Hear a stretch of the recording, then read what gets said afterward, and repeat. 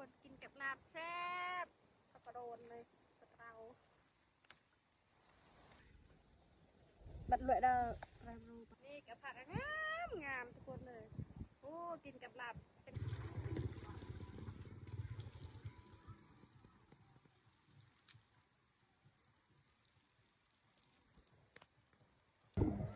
หลังจากสาวสุกผลผักแล้วตอนนี้สาวสุกกาสิอาบน้ำแล้วทุกคนส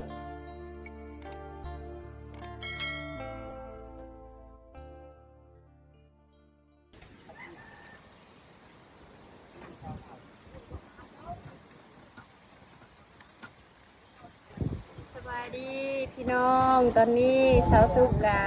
สิไปหาพักมือนี้กับเกี่ยมมืออื่นกับเฮ็ดบุญกินเงี้ยอยู่บ้านสาวสุกเลยทุกคนเฮ็ดบุญเนี่ยกินเงี้ยอยู่บ้านเฮากะแล้วพูดเขาแล้วพูดเขาให้แล้วเกี่ยวโตหน้ากะไปเฮ็ดบุญกินเงี้ยปีหนึ่งได้กินเทื่อหนึ่งได้ทุกคนนี่สาวสุกาไปหาพักไปนำกันเลยทุกคนตอนนี้สาวสุกาสิพาทุกคนไปนำกันเด้อตอนนี้สุกานำทางให้ทุกคนไปนำกันเด้อไปหาพักเพราะว่าอยู่บ้านสาวสุกาเฮ็ดบุญกินเงี้ยเด้อทุกคนตอนนี้สาวสุกามาเกี่ยมพักมืออื่นกัน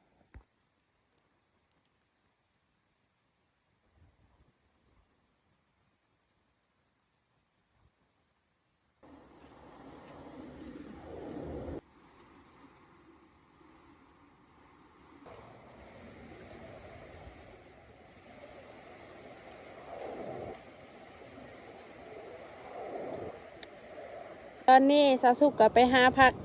ทางกันยากนะทุกคนเบิ้งนะทางสาวสุกไปหาพักมืออื่นกะเฮ็ดบุญกินเงี้ยเด้อทุกคนอยู่บ้านสาวสุกโอ้ทุกคนเลยตอนนี้ยังมาฮอดเพื่อทุกคนมันแกะ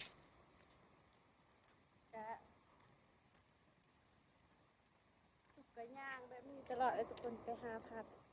มือนี้โอ้ยทุกคนเลยทางกันลำยากเลย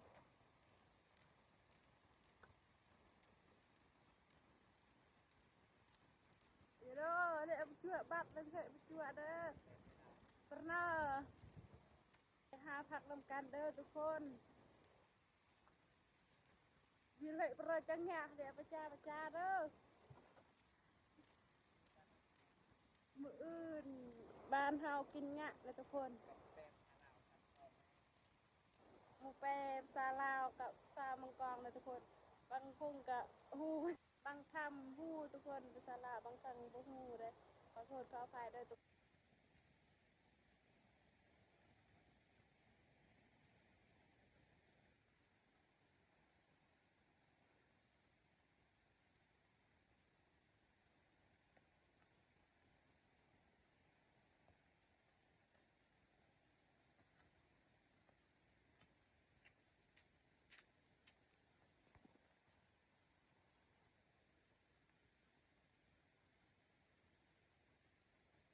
อันนี้กะแคมเซลนองเลยทุกคน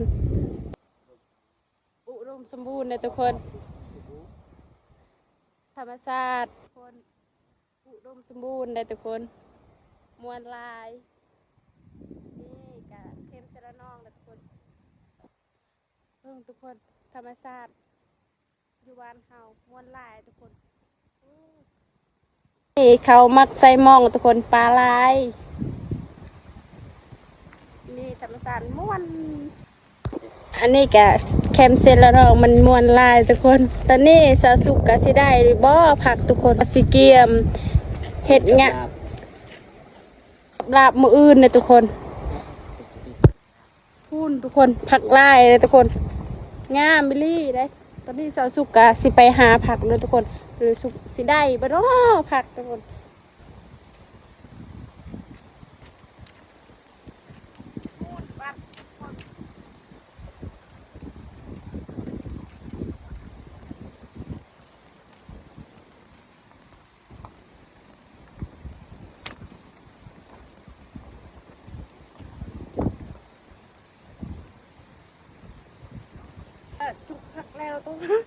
ตอนนี้ฮอตทุกพักนี่กับฮอตทุกพักแล้วเราทุกคนเลยนี่กับผักงามทุกคนเลยโอ้กินกับลาบเป็นแต่แซ่บอันนี้สุกกะเอาเด้อมืออื่นก็สิกินกับลาบ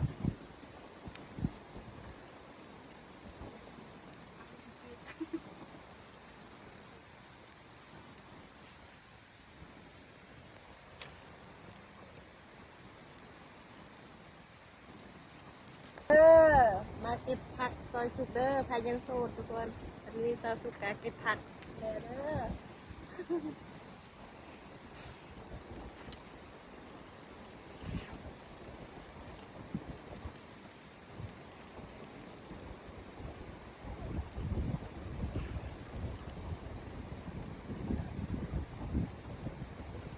แบบไหน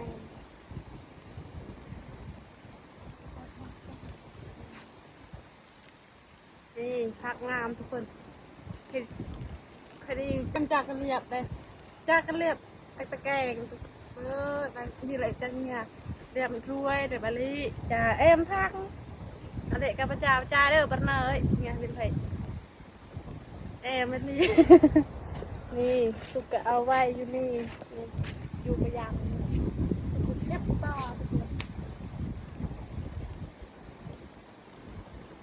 ผัก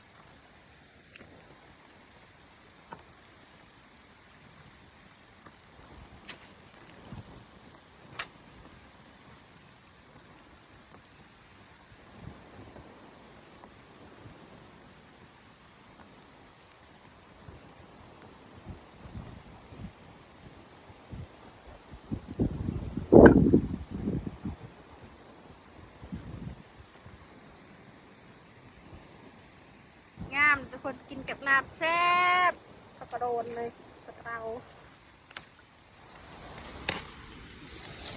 อยากให้ดู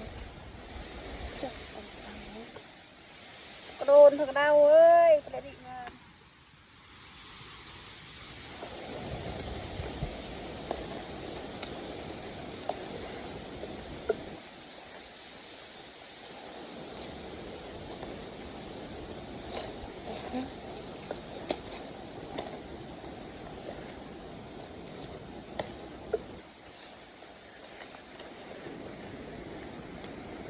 ทุกคน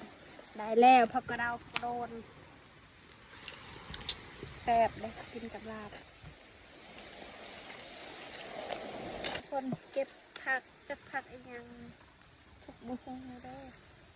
แต่กินกับลาบแซ่บเลยทุกคนบัดลอยดาวรำรูบายนักไรเลียวนี่ทุกคนแซ่บได้ผักจะล่าทุกคน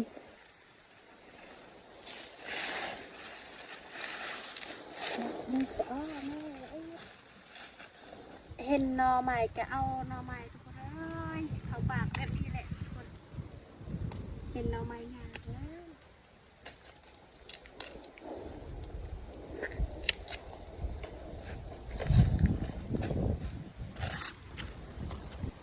ตอนนี้สาวสุกกะสิกลับบ้านแล้วทุกคนมีกลับบ้านเลยทุกคนผักหลายๆมื้ออื่นจะสาวสุกกะได้กินกับเล่สุกกะฮอดบ้านแล้วเด้อทุกคน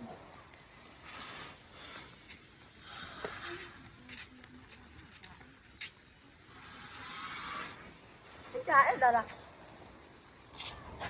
คนจะชิเกียมทุกคนจะเป็นบ้านสาวสุกเด้อทุกคนมีหลายคนกระเทียม บุญเนี่ย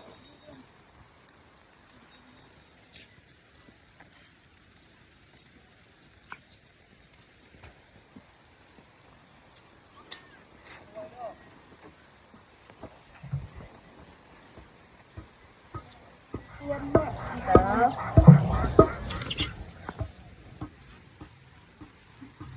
เตรียมทุกคนบางคนก็ตำข้าวคั่วบางคนก็ไปหาผักทุกคนเตรียมมื้ออื่นก็มากินบุญเนี่ยอยู่วัด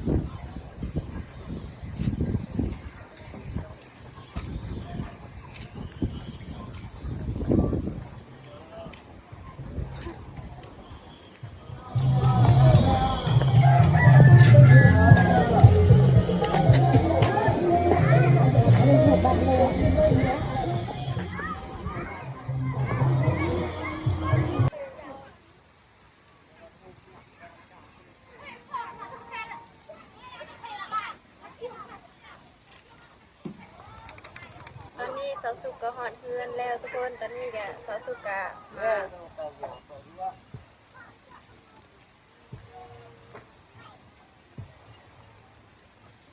มืออื่นก็หอม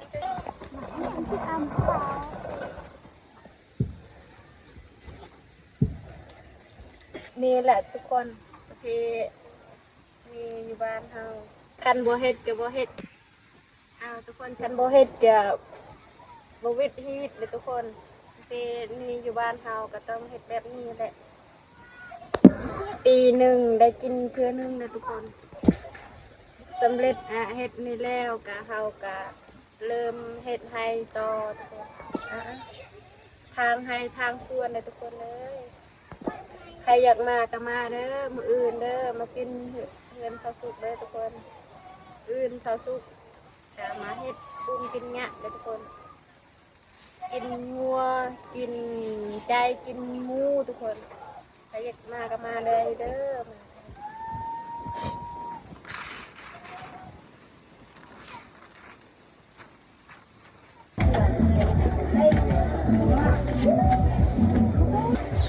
หลังจากสาวสุกหอบข้าวต้มแล้วตอนนี้สาวสุกกลับมาหดผักก่อนเลยทุกคน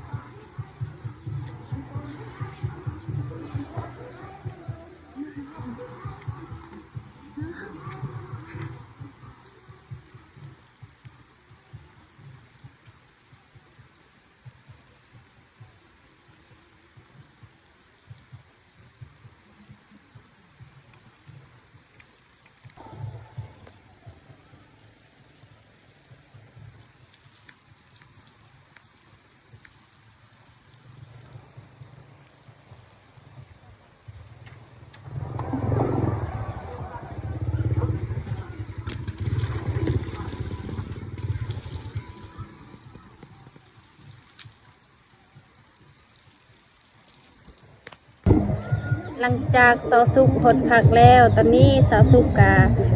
สิอาบน้ำแล้วทุกคนคลิปนี้กะจบสำนีก่อนคลิปหน้าพอกันไหมให้รับชมคลิปนี้แล้วกะฝากกดไลค์กดแชร์เด้อกดติดตามสาวสุกเด้อคลิปหน้าพอกันไหมก็ว่าขอบใจสวัสดีบ๊ายบาย